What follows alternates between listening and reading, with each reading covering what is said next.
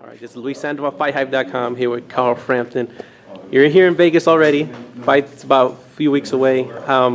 Just explain why the preparation here and how's it going so far? When I fought him last time in New York, we came out about 4 weeks in advance. So you don't fix what's not broken, and we'll get out to Vegas just to get used to the time difference. I think it's 8 hours difference, so they reckon a day for every hour time difference. So you need to get over that and get used to it. And we're out pretty early. We're sparring. We've only been here a few days, but still getting over the jet lag. But I'll get there.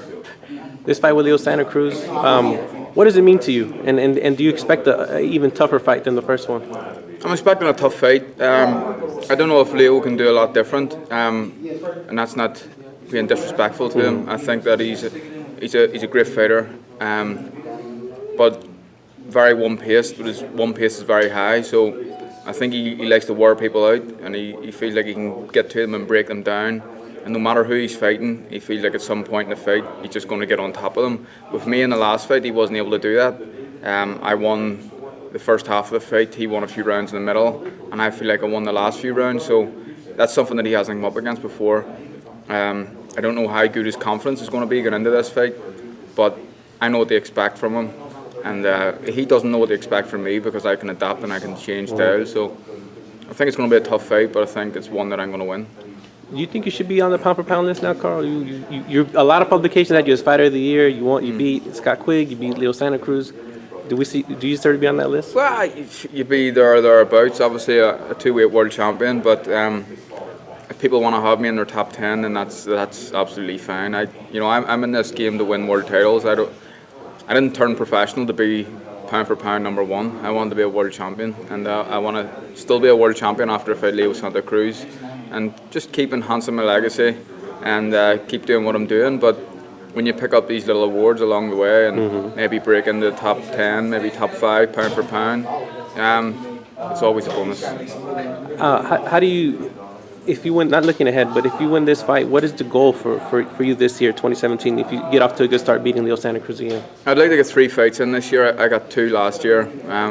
So we're kicking off pretty early in the year. I would hope I could get another fight in the summer in Belfast. I haven't fought in Belfast in a while now, so the plan is to beat Leo Cruz, then fight potentially Lee Selby in Belfast in the summer. That would be a unification fight, and then try and squeeze another fight in before the end of the year, maybe back in stateside again. But I'll just take it fight by fight, really. That's the plan, but we'll see what happens, and obviously we can tell a little bit more after this fight. Are you excited to fight back home, or do you like fighting here in the U.S.? I like fighting in the US, but I love fighting at home. What's the biggest difference?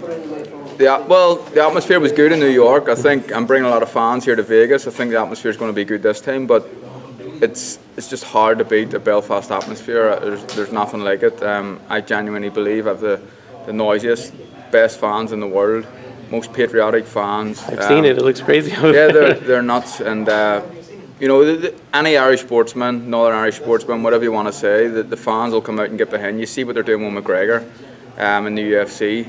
I'm not quite there, but I say my fans are very, very loud and very proud. Again, talking about confidence, Leo is a confidence fighter. He gets on top of people, he tries to overwhelm people, and I don't know how good his confidence and how high his confidence levels will be going into this fight. Do you expect another war? Another Fight of the Year candidate? Yeah, I think so. I think if we fight every day of the week, they're always going to be good fights. Our styles gel well.